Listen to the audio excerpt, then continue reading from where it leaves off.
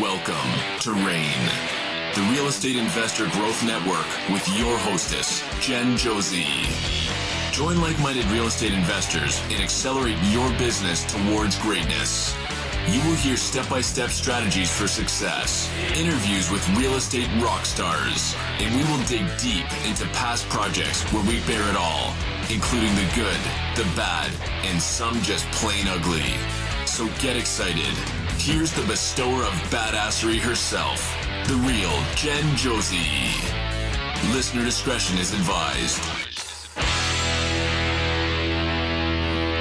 Hi, and welcome back. I'm Jen Josie, creator of RAIN, the Real Estate Investor Growth Network. Whoop, whoop. On today's episode, we have two guests that will be sharing one of their past projects. We will let you decide if it was good or bad or just plain ugly. But before we begin, here's today's badassery bestowment, my little badass gift to you. Today's topic is finding leads for free. When you are starting out as a real estate investor, finding deals without breaking the bank is crucial. Fortunately, there are several effective strategies you can employ to discover investment opportunities at little to no cost. Here are 3 tips to help you find deals for free. Number 1, networking and word of mouth. One of the most powerful tools at your disposal is your personal and professional network. Spread the word among family, friends, colleagues, and acquaintances that you are interested in real estate investing. Attend local real estate meetings, join investor associations, and participate in online forums and social media groups related to real estate. By actively engaging with others in the industry, you increase your chances of stumbling upon potential deals through referrals or direct connections. Number 2, driving for dollars. Get behind the wheel and explore neighborhoods in your target area. Keep an eye out for vacant or distressed properties that may indicate potential investment opportunities. Take note of the property address and conduct further research to determine the owner and contact information. You can use public records, online resources, or even visit the county clerk's office to gather relevant details. Number 3, wholesalers. There are so many thirsty wholesalers out there that specialize in finding and negotiating discounted properties and then assigning the contract to you as the buyer without charging any additional fees. So remember, finding deals requires persistence, creativity, and consistent effort.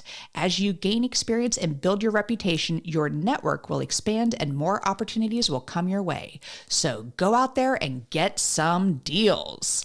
Now on to today's episode of the Real Estate Investor Growth Network podcast. We have with us Carolyn and Nicholas Stevens.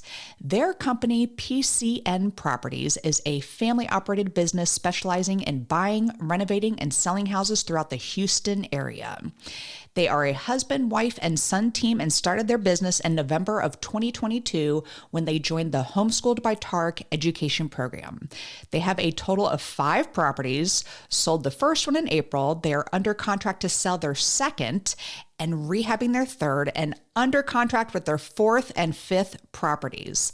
Their goal is to eventually branch out and invest in short-term rentals and multifamily properties, along with more fix and flips. It is my honor to welcome my badass students, Carolyn and Nicholas. Hello. Hello. Thank you for having us. Yes, welcome. I am so excited because it is why I coach. When I have successful students like you come in, you guys are sponges. You're like, what are we doing? And what's great about you is you take massive action. And I'm so happy to get you on the show because you've sold your first property. So we're going to talk about it. It was totally smooth, right? From start to finish. Right. Of course. So before we get into that, how did you all get involved with real estate? Well, we got involved. Well, I watch HGTV all the time. I've been following Tarek's show, Flip or Flop, for years on end. And I really was intrigued by the whole entire flipping process. Then recently, I think about maybe around 6 months ago or a little over 6 months ago, I started following him on social media. So once I got onto social media, then he started advertising about the strategy session. And I said, okay, well, why not? So I scheduled the strategy session, and my husband and I, Perry, got onto the strategy session. We signed up right away.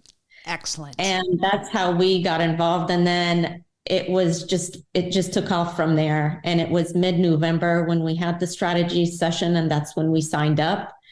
And then I called Nicholas and told him about it, and he wanted to join. And that's how we got started. And you guys, I'm telling you, in fact, my very first call in this room where we are was my call with you, my first coaching call with you. We were just finished building this house, and it was so echoey. Do you remember that very first call that we had? Mm-hmm. I was like, I'm sorry. And I was panicking because things weren't working properly. And you guys were so patient with me getting my logistics set up here. But I think it's important to go into that education program and what really made you want to join, because there's so many people who look at education programs that are, say $10, $20, $30,000 and like, psh, I can learn it on my own. How do you all feel after investing money into your education program? Do you think it made you, was it more incentive to be successful, or, for listeners out there listening that are contemplating joining an education program, what advice do you have for them? I would say 100% do it, because you're going to lose a lot more money on these deals than you would have spent on the education program. And it's probably the best thing that we did. We wouldn't have known what we were doing. So I'm really glad that we did it. Absolutely. So well said, because you have a whole network of people where they're learning too. So if that's a stupid question, I can't ask something like that. Everyone has these questions. And I just feel like, especially when there's a financial obligation tagged to it, it's one of those things where like, I am doing this if I'm paying this much money. I think that's also incentive, but just having the systems and everything in place for you all to take over, I think you nailed it, Nicholas, by saying, the money that we invested, we saved tenfold in the long run from not making mistakes in the future. So, well, we are talking about your first project today, and it is, let's break it down. Let's talk about this project. How many beds and baths? How'd you find it? All that fun stuff. So who wants to go first? I'll do the beds and bath. Okay. So originally when we bought it, it was 2-bed, 2-bath. We converted it into a 3-bed, 2-bath. So we got it from a wholesaler. How did you find the wholesaler? I joined a whole bunch of groups on Facebook. Okay. And I got connections for contractors, wholesalers. That's beside the HomeSchooled website as well, and the group. So I've joined everything that I can join on Facebook, and I found him through Facebook as well as other wholesalers. But because of the coaching and the coaching session, and we did our due diligence, and we found that he was the only wholesaler that actually gave us legit numbers and close to the ARV. Like if he says maybe 320 ARV, it was pretty close. It might be 315 or, it wasn't that far off. Other wholesalers just was way off. So I didn't trust going with anybody else. So that's how I found him. And I built a connection, a relationship with him. And actually all our deals are coming from him. That is awesome, because there's so many new people out there that just trust those wholesalers, and you knew to check their numbers and do your own due diligence. And that is amazing. So this first one, was there an asking price, and did you pay that asking price? So let's break down the numbers there. What was the ARV at the time of purchase? Okay. The ARV was 305. Okay. 305,000. And then the wholesaler was asking how much? They were asking 209,999. Okay. And did you pay basically that? 210,000 with an ARV of 305. Okay. I did try to negotiate. I did not let that go, but they would not budge. Okay. Because I think they have tons of customers. So if I said I'm not going to pay for that price, they already had somebody lined up. And it was basically first come, first serve. Okay. So if I say I wanted the house, I got it right away, but I had to put a deposit. If I said no and I tried to negotiate, they already had other offers coming in. So I would have lost the house. Okay, so let's talk about that deposit for a second, because a lot of people get really nervous about putting a deposit down. And I say, if the deal is a win-win, it doesn't matter how much you're putting down in the front, because it's going to be applied towards the purchase of the property anyway.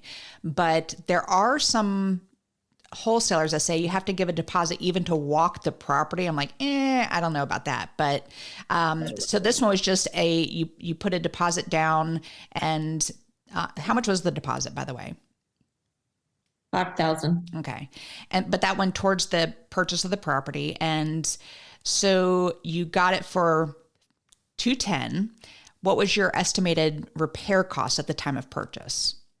The repair costs, we estimated them at the time at 40,000. 40,000. And how are you financing this deal? It was all hard money. Okay. And then the second part of it was personal funds.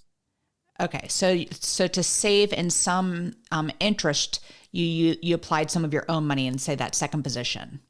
Okay. Got it. Yes. And so you start working on the property, and any surprises come up? Absolutely. You can't have an easy rehab ever. So Ever. And if anybody says, "Oh, it's totally easy," they're lying. So, all right. So you get it under contract. Like, this is the first one that you all are doing. So you're hiring contractors for the first time. You're doing all this stuff. So, how did start to finish the renovation for this project? How did that go?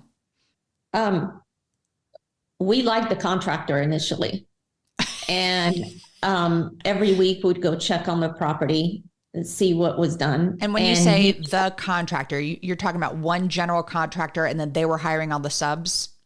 Mhm. That's Okay. right. All right. Got it.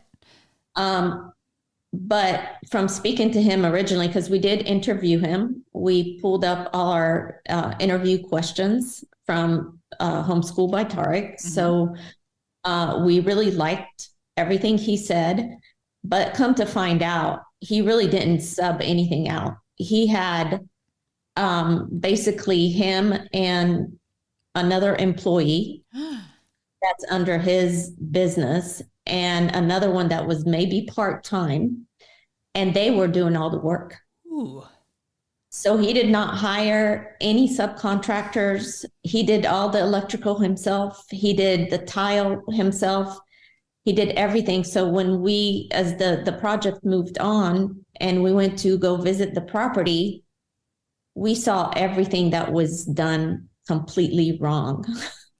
And why is that? If one person's doing all the work, because my thought is you can't be a great electrician and also great at laying tile and doing, is that your same thought process, or why was that not a good thing that he could do everything? Well, I mean, I think it's, I forget the saying, what is it?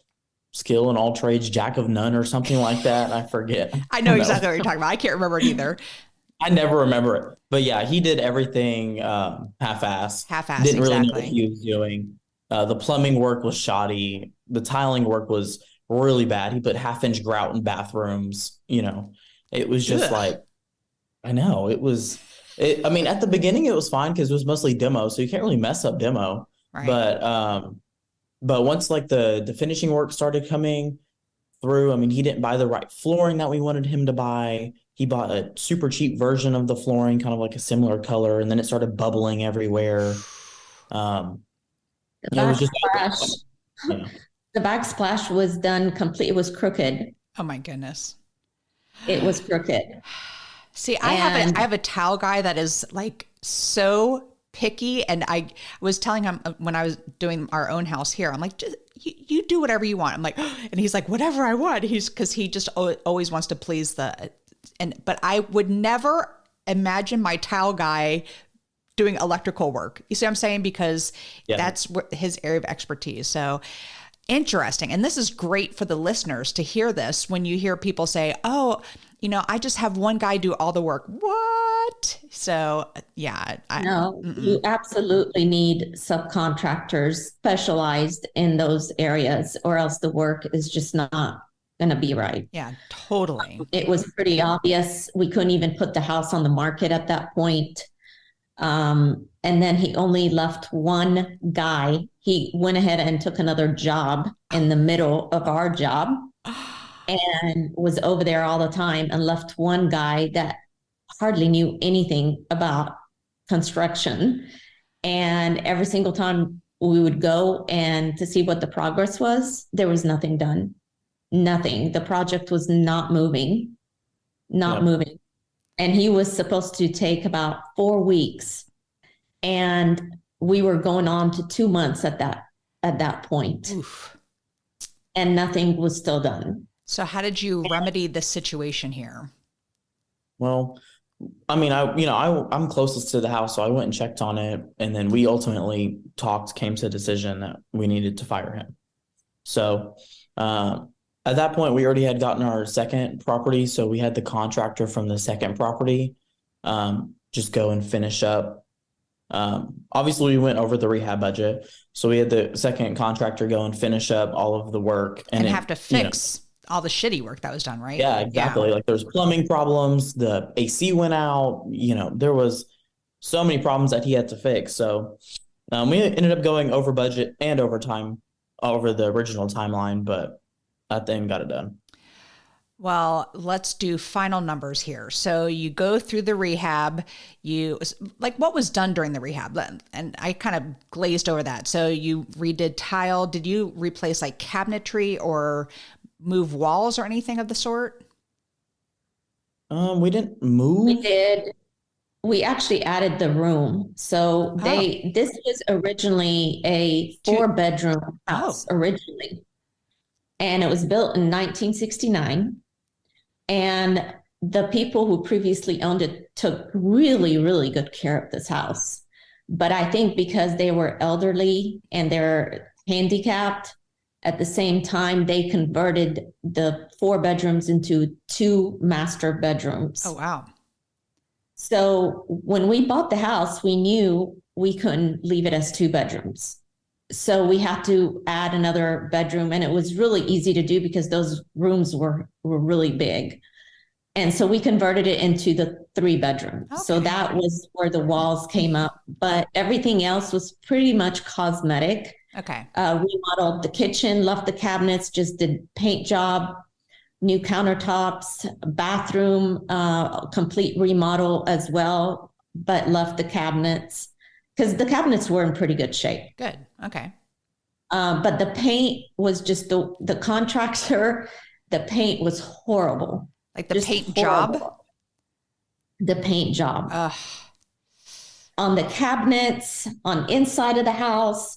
And then that's one thing too that I want to point out is be careful when you get the scope of work from the contractor and get a quote, because he told us that he can paint the outside exteriors of the house, but he didn't tell us it was only the front of the house. He quoted us for the front of the house and did not include the back. Well, and also has a detached garage and a shed. So it wasn't just like, oh, he didn't paint the 3 sides of the house. No. He didn't paint the garage or the shed. And it was all like a weird, ugly yellow looking color. So. Oh my. Wow. Okay. So you have the one contractor, and so the dropping of communication here was really from the scope of work, you think? Like you have to. So he just said like the front of the house, or he said paint the entire house, and then he went back on his word, or what was the discrepancy on the scope of work? Actually, he just said exterior paint. Okay. He didn't specify. Wow. And then so when we asked him, he said, oh, I didn't quote you for that. Okay, that's just nuts. I've never heard of anyone doing that. That is crazy. All right, so you get your second contractor to come in. Let's get to some numbers here. So what ended up being your total repair cost? It was 53,000 and some change. Well, that's not bad. That's not bad at all. And then what did your original ARV was 305. And then what did you end up listing it for? 319.9. Okay, very good. And It was a house that went on the market, so it kind of like elevated our. Very good. And that's important to always check comps right before you go to list it to see if anything has sold, because this is a pretty quick project for y'all, which is great. But yeah, still going back and double checking numbers always right before you do that. And so how long was it on the market? 17 days. Oh my goodness, this was great. And this was just a couple months ago. Yep. So this is at a time when it's, the real estate market's slowing down. So that is fantastic. Did you all stage the property? We Yes. did. Our realtor actually staged it for free. Ooh, very nice. Well, it wasn't for free because they took that commission, but Well, yeah. that's fantastic. We actually, we had a realtor that would stage as well. So that was definitely a nice benefit to have there. So what was the final selling price? So it was 317,500. Okay, very good. All right. So you had your actual repairs, went over about what, $15,000? Yep, 13. $13,000. Not bad at all. You had your holding costs, commissions, closing costs, and then the sale price. So big number here. What was your total profit? It was $6,300. That is great for your first one. That's in the positive. That's excellent. We were very shocked that it was positive. Yes, we were really, really concerned that we're actually going to be in deficit on this flip because of all the issues that came up. And again, as our first flip, we really didn't know what to expect. Right. What the margin, did we have a big enough margin? Are we going to run over? Are we going to be able to sell the property? We didn't know any of that. So that was just a really good experience with this house. And we were just so happy that we actually made a profit. Well, I have always made a profit on our sales, and except for one, it was my lowest was 3,500. So Nicholas, don't feel bad because I've made less than that on property. So that's why I said that's great, because this was a pretty tight deal from the purchase price to the renovation and then for the sale price. So what have you learned about doing this project, and how does it affect all your future projects? I think the number one is be careful of the contractor. Find dependable contractors. But you did interview this guy. So where did it was just how he was like, oh, painting exterior doesn't mean the entire exterior. So for him to do that, but you did interview him. You did. So where did it start changing? I think the scope of work, you really need to be very, very careful with the scope of work. So when you ask the contractor for a quote, you need a very detailed quote. Very detailed. Okay, exterior paint, explain that. Are you painting the whole entire exterior of the house? What does that include? Make sure everything is listed on there, because that wasn't the only issue as well. I mean, there's things that came up during the process. Like there was a plumbing issue. There was I think the switches, he wanted to change the switches and he goes, oh, that wasn't on the quote. So there's so many little other things that added up that wasn't initially on the quote. So I think that's very, very important when you're first getting the initial quote. Make sure everything is listed on there, so you'll be better prepared, and the budget would be correct, and you won't be that much off. Okay. Did you have a contingency added to your repair budget? Yes. Okay. Do you remember what percentage contingency you added? And for the listeners, a contingency is a percentage typically between 10 and 20% added to the repair budget for those situations. So do you happen to remember what percentage you added? It was 10%. Okay. I think that's what automatically, because the lender had the 10%, so automatically adds it on there when I submit my budget. Got it. All right.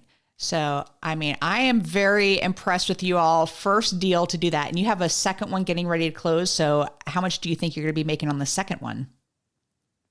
Oh, the second one is it went much Smoother. Smoother. Yes. And I think we're going to be making about 30,000. Very nice. And you have you're renovating another one, and then you got two more that you're getting ready to close. So any advice for people out there who are, so think of your lives literally a year ago from today. Can you imagine that you'd be sitting here on a podcast talking about a property you just flipped and, you're about to make $30,000 on another one. And so tell me, for the people listening right now that are teeter-tottering about joining an education program, what advice do you have? I'm going to ask Nicholas to answer this one. What advice do you have for people?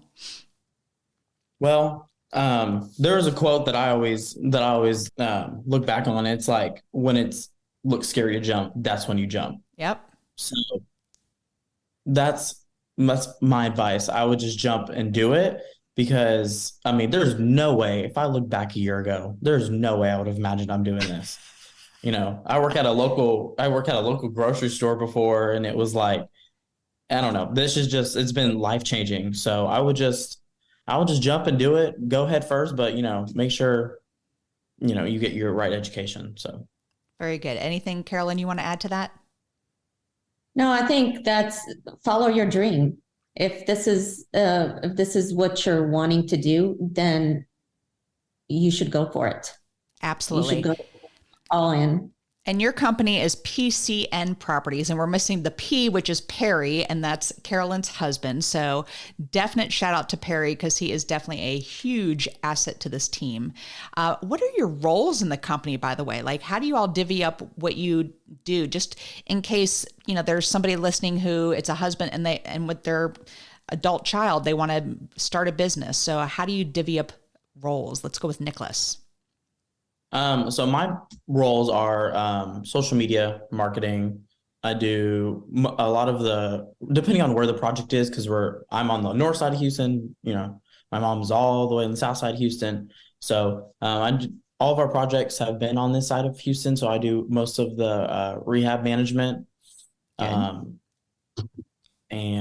mostly marketing, rehab management, and then also me and my mom also kind of work for the deal analysis whenever the deals come in. Very good. And Carolyn, what is your area of expertise within the company? Well, my main is financials, all the financials. I deal with all the hard money lenders. I deal with paying the contractors, keeping the books. I also do the rehab management. I go and check on the properties. I only go on the weekends just because I have a full-time job. I still have a W-2 job. But it goes according to where the location of the property is. So the next two locations kind of going to be near me. So I'll be checking on those properties more often, because it's going to be about an hour away for Nicholas. So. Got it. And how about Perry? What is Perry? What's his area of expertise? Well, Perry's trying, because he also unfortunately, he can't join us today because he has his W-2 job where he cannot take off. But he will be concentrating on wholesaling. That's what he is trying to concentrate on. So he has joined a few programs that for wholesaling. So that's what he wants to do, and private money lending. So he is our person for private money lending. Very good. Well, you all, I'm telling you, from the very first time I met you, I said, oh my goodness, you guys are my rock star students. And my advice to listeners out there that are teeter-tottering, listen to you all, everything that you have done in such a short time and have been successful doing it. And just what Nicholas said. You just got to go for it, jump off the edge and really take that chance. And I love it. And you guys are the epitome of great students going out there and taking massive action. So thank you all for sharing your story. And the second part of the podcast is what makes you two badasses, which you are. And I use the acronym BADASS. And the first one is B for book. What's a book that's made a huge difference in your life? Actually, I'm not really a reader. Okay. I don't read that much books, but a long time ago, I did read a book. It's called The 7 Habits of Highly Effective People. And it just taught me to set my goals and to go for them, basically, is what stood out to me in that book. I love that. I've had it sitting on my bookshelf for years and I have yet to ever read that book. I need to dust it off. Yes, I need to dust it off. Nicholas, how about you? Mine is The Subtle Art of Not Giving a Fuck. Such a good book. I know. I love it. That was very fun. It's bright orange, right? I'm thinking of the same book. Yep. Yes. Mm-hmm. I just came across that at a airport and I was like, I really like the title of that book. So what did that book teach you? Well, it's just, I'm still like halfway into it. Yeah. So, because I'm not a big reader, so I just started reading it. It's just to kind of block out the noise and kind of do your own thing. And my dad gave it to me and he was like, you should read this. So I just, started reading it. So excellent. All right. The first A in BADASS is for advice. What's the best piece of advice you've ever received? We'll start with Carolyn. Actually, the best piece of advice is through HomeSchooled, believe it or not. Oh, very nice. And the Flipping Summit. And my favorite phrase is your network is your net worth. Absolutely. It's an excellent phrase. Yep. So that is the best advice that I've had by far. And that's how you're finding properties. You reached out, you created your network. I tell students all the time, get out there, get on the Facebook groups, go to meetups, do everything. And they are just like digging their heels in to do it. I'm like, oh, that to me was the reason why I was most successful in the Raleigh area. So you all have people bringing you deals. You already found a wholesaler. You're like 5 deals in. So that's the way to do it, is through your network. Very, very good. Nicholas, how about you? So I kind of have 2, which I've kind of already hinted at both, but block out the noise is one of them from the Flipping Summit. And then also when it feels scary to jump, that's when you jump, or you're still stay in the same place your whole life. That is so, so true. Like people, what they think, it's so much money to join an education program, but how great is the pain going to be a year from now for not having done it? You got to kind of think about that for the future as well. Very well said, both of you. All right. The D in BADASS is for drive. What drives you to be successful? Mine is financial freedom and just building a better life for myself. And how old are you, Nicholas? I'm 19. And did your coach, Jen Josie, even realize you were underage when I was trying to pour you a glass of wine at the conference? I was like, what? He's only 19? I had no idea. Because Nicholas, you come off as so mature and just, I love your energy. So excellent. All right. How about you, Carolyn? Mine is family. Absolutely is number one. Of course, financial freedom and stability. Very good. Yep. And this is the industry to do it for you. Think of all the rich people. They're all involved in real estate. And for Nicholas, especially to start at the age of 19, the sky is the limit for you. I love, love, love it. All right. The second A in BADASS is for aspiration. I'm a big goal setter. So what is a goal you are currently working on? We'll start with Carolyn. Actually, our goal is to go into short-term rental. There's a town here called Fredericksburg. I don't know if you are familiar with it or not. No. But it is a great little German town that is great all year round. So we would love to have a short-term rental there, along with getting into multifamily properties, and then expanding our fix and flip properties. So we're hoping to do maybe 12 flips, maybe to 20 flips, hopefully next year. Very good. And that's your team goal. Yes. Excellent. And I love having a destination short-term rental because, the convenient ones are getting very saturated, ones near hospitals and things like that. And I say saturated, but it's really, I feel like there's less people traveling. So when you have a destination place like this little German town, I love that because that's an experience for people. And I feel like that is still very much thriving in the short-term industry. So excellent. Very, very good. All right. The first S in badass is for systems. What systems do you have in place to help you achieve success? The system that we have in place, I actually got it from Coach Jeff, is the splitting responsibilities. And he kind of taught us how to do that and the best way to do it. Yeah, that's pretty much it. Very nice. Yes, that is super important because when you assign roles within your company, then there's no question of who's going to go pick up the mail. There's no question of who is going to take care of sending the money to the contractors, et cetera. So very, very smart to do that. Excellent. Anything you want to add, Carolyn, to systems? Okay. No, I think it's very important, especially if you have multiple partners in the company, you have to divide those roles and see who's doing what, or else it's just everybody's going to be all over the place. Exactly. And then once they're assigned, stay in your lane. If you are the person who does this, then don't say, hey, have you done this? Are you, so stay in your lane when you do it. And it just makes it so much easier. Very, very good advice. All right. The final S is for success. So what does success mean to you all? I think it's doing something that is rewarding in my life. That is how I define success. And that makes me happy. Very good. And that I love doing real estate now. That's it makes me happy while I'm doing it. So what makes you happy? What makes me happy? Yeah. With real estate. Yeah. It's helping people. It is, isn't it? And a lot of people think real estate investors are just money hungry. I can't believe you do that. You collect rent checks and you're, one of those mean landlords or whatever, but it is absolutely rewarding. I mean, I didn't mean to put you on the spot there, but that's why I ask, because I love it because I'm providing a safe home for someone.